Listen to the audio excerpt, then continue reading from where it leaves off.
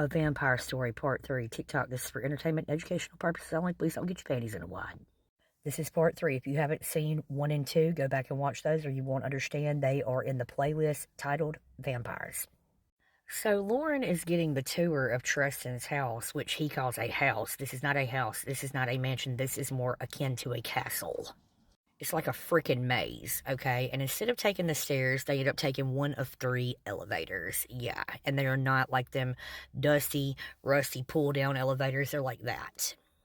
The tour is going on for what seems like forever, and there's like 3 or 4 different libraries in this particular part of the house that are stacked full of nothing but books. She said there is no telling how much the furniture in this place is worth. His bed alone in his bedroom had posts the size, if you were to wrap your arms around, bigger than that.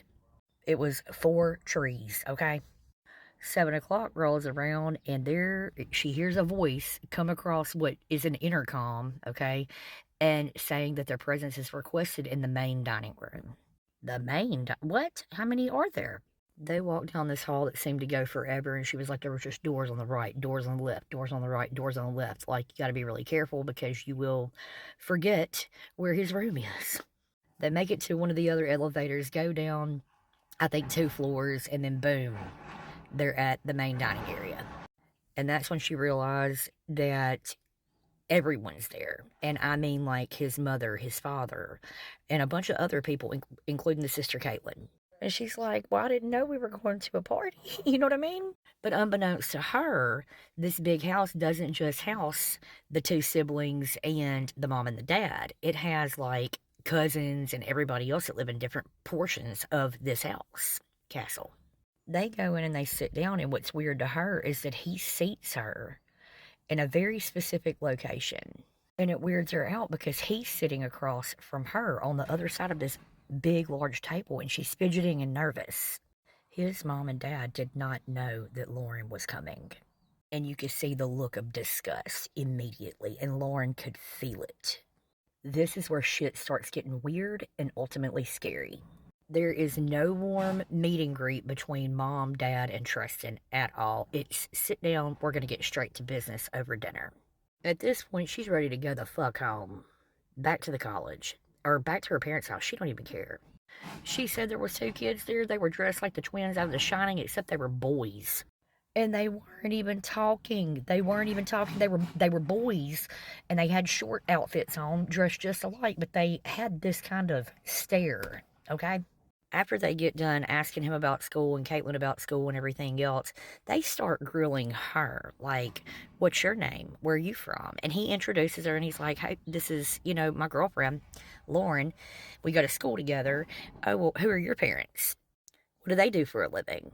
And she's fumbling on words. I mean, she feels like, oh, God, I've really messed this up. These people are not warm and inviting at all. Ultimately, they were not impressed with her.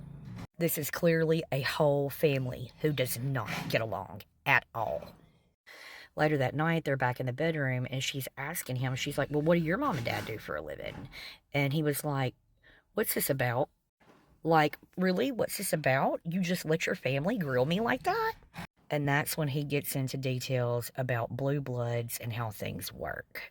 She goes to bed that night rethinking this entire love affair that they've had at college to where he's not like them. But then when he's around them, he snaps right back in like he is one of them. But then as soon as they get back to the bedroom, he changes back to normal Tristan from school. That's when he starts explaining who all was at the table, and besides Caitlin, she knew who Caitlin was. And she goes on to say that his mom and dad look their age, but they look extremely well. And the mom doesn't say a word the entire time. It's the dad doing the grilling. It's like mom just sits there and keeps her mouth shut along with the rest of the family. And he's seated at the head of the table, so clearly he's the head of the family. And she's laying awake half the night rethinking this relationship and the twins from The Shining. She knows she cannot handle another 4 days of this. The next day they get up, they have breakfast, and it's a normal day. And she's really in shock because she wanted to haul ass and run.